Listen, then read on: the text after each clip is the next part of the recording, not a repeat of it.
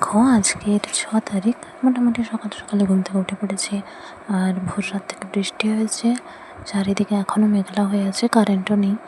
যাকে এগুলোতে সব জল জমে গেছে দেখছি।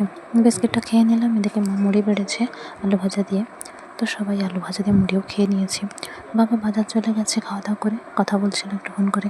এদিকে সবাই চলে এসছে, মা সবাইকে চা বিস্কিট দিল, সবাই বলতে দুজন মিস্ত্রি আর কি। যাই হোক, বাবা বাজার থেকে জিনিস নিয়ে চলে এসছে, কারেন্ট এসছে, চার্জে দিলাম ফোন। এটা হচ্ছে মিস্ত্রি কাকুর ফোন, ওষুধও খেয়ে নিলাম, জলও নেওয়া হচ্ছে। এদিকে এখানে মিস্ত্রি কাকুর ফোন চার্জ দেওয়া আছে, আর বাবা এখানে কাজ করছে বলে আমি পাশের ঘরে এমার্জেন্সি চার্জে দিলাম। তাদের বাড়ির বুড়ো দিকে ওখানে এসে ইট মনে হয় আলগা করছে। যাই হোক, এটা আরেকটা নতুন পলিথিন।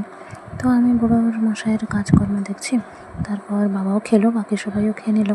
আর আমি সেখানে মিস্ত্রি কাকুর ফোনটা চার্জ দিয়ে আমার ফোনটা এখানে চার্জ দিয়েছি। মা বলছিল আর একটু মুড়ি খেয়ে নিতে, তো মুড়ি খেলাম। তারপর সবাই মিলে শরবতও খেয়েছি, বাবা কিছু হিসেব লিখছিল।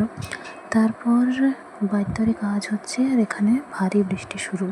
মানে আজকের এই যে ঘন্টা দুয়েক যা বৃষ্টি হয়েছে, ঝড় হয়নি তেমন, কিন্তু যে বৃষ্টি হয়েছে সেটা যেন আমফান ঝড়ের কথা মনে করে দিল আমাকে। আর এই যে বৃষ্টির ঝাড় আসছে, জল ভেতরের দিকে ঢুকছে বলে মা বলছে দরজা বন্ধ করে দিতে। আমি ভাবছিলাম আসবে না, তো পুরো জল জমে গেছে, গোড়ালি ডুবে যাবে এমন। আমি কিছু না পেয়ে আমার নাইটিটা দিয়ে দিয়েছি, এটা যদি এখন আর পরা হয় না। বাবা আর মা মিলে ওপরে পলিথিন দিচ্ছে, আর আমি সেই যে নাইটিটা সেটা চিপুড়ে জল পুরোটা বের করেছি। তারপর ওখানে কাদা নাইটিটা রাখা আছে, বৃষ্টির জলেই হাত ধুয়ে নিয়েছি। বাবা ওখানে উপরে উঠে গিয়ে সাবধানে বাঁধছে।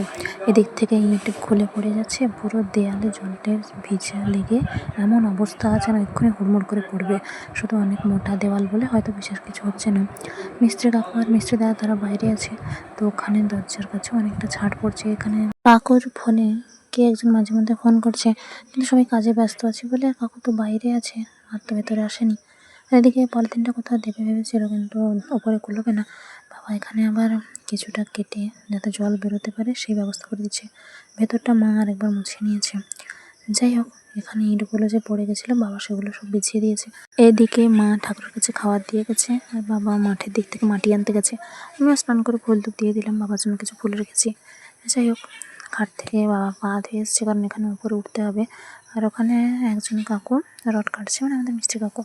তারপর আর দুজন, মানে বাবা আর একজন মিস্ত্রি দাদা উঠে ওপরটায় মাটি দিচ্ছে, কোথায় কোথায় কী দিতে হবে। আমি এখানে যে পলিথিনটা আছে এটাই দেখছিলাম, এটা বাবা উপরে টাঙিয়ে দিবে বলছে, দেখা যাক কী হয়। অনেকটা বেশি মাটি এনেছে বলে আবার সেগুলো যে ওখানে দিচ্ছে, আর তারা দুজন স্নান করতে গেছে। মা আবার অনেক কষ্টে কিছু পোশাক আশাক উপরে দিয়ে এসছে। তারপর এখানে ভাত বাড়ছে, আর আমি টুকটাক যে বিছানো আছে চারপাশে সেটাই দেখছি। যাই হোক, তো আমি বলছি যে ভাত বাড়ো আর যাই করো, আমাকে খেতে দাও, কারণ প্রচণ্ড খিদে পেয়েছে। বাবা এখানে পলিথিনটা টাঙিয়ে দিয়েছে, দুজন মিস্ত্রিরাও খেতে বসে পড়েছে, আর আমিও খেতে বসে পড়েছি। তারপর খাওয়া দাওয়া শেষ করে হাত মুখ ধুয়ে এসে এখানে ভাত থালা লক্ষ্য রাখছি। মা সেখান থেকে তাদের থালা নিয়ে আসছে, তারা শুয়ে পড়েছে।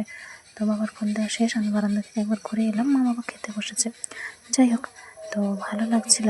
ওপরে কিছু পোশাক আশাক মেলা গেছে, সেই জন্য, নাহলে অসুবিধা হতো, সব তো নিচের ঘরে কুলোবে না, সেই কারণে। যাই হোক, কারেন্ট এসছে অনেকক্ষণ পরে, তো ফ্যানটা চালিয়ে একটু সময় বসেছিলাম। একজন ঠাকুমা তার নাতনিকে নিয়ে যাচ্ছে বাড়ি, সেটাই দেখছি। কারেন্ট যাচ্ছে আসছে, আবার এ ঘরে এসে দিলাম, ফ্যানটা চালিয়ে একটু শুয়েছি। আর এই ফুলটা দুপুরে তোলার ছবি এখন দিয়ে দিলাম। যাই হোক, এখানে থাকা ছোটো পেনগুলো বাবা ঘরে রাখতে বললো, তো আমি রেখে দিয়ে এই যে চকলেট আগের দিন একটা খেয়েছিলাম, আর একটা ছিল, তো সেটা আমি খেয়ে নিয়েছি। আর এখানে গামছাগুলো মেলা গেছে দেখছি। বাবা ওখানে কাজ করছে, মা ফোনে কথা বলছে। তো এখানে অনেকটা জল ছিল, বাবা পরে ইট বিছিয়ে দিয়েছে। এখানে কাকুর ফোনটাও চার্জ দেওয়া, কারণ বেশি চার্জ হয়নি, কারণ সকাল থেকে অনেকবার যাচ্ছে আসছে সেই জন্য। আর ওদের সাইডের ওই অংশটায় দেখো কীরকম জল পড়ছে, দেখেছো? যাই হোক, বাইরে কিছুটা জায়গায় বাবা মাটি দিয়েছে নতুন করে, নয়তো হাঁটা চলা করা যাবে না, সাইকেল গাড়ি বের করা বা ঢোকানোও যাবে না। যাকে, সন্ধেও তো হয়ে এসছে, আর মা এখানে সন্ধ্যা দিচ্ছে, ধুনোও দেবে। আমি সেটাই দাঁড়িয়ে দাঁড়িয়ে দেখছিলাম, আমাকে বলছিল চা বসাতে। তো এত সারাদিনের গরম মন খারাপের মাঝে যখন চা করছিলাম, হালকা ঠান্ডা ঠান্ডা বাতাস বইছিল, এত ভালো লাগছিল। তো ওদেরকে, মানে মিস্ত্রি কাকু আর মিস্ত্রি দাদা, ওদেরকে ওই পাশে ওরা বসেছে, চা বিস্কিট দিয়ে এলাম। এখানে পলিথিনের কাছে আলোটা জ্বলছে দেখছি, ভালো লাগছিল বেশ। তো মা এখানে চুপচাপ একটু সময় বসেছে, মার সাথে গল্প করছে, বাবাও সেখানে চা বিস্কিট খেয়েছে ওদের সাথে কথা বলার সময়।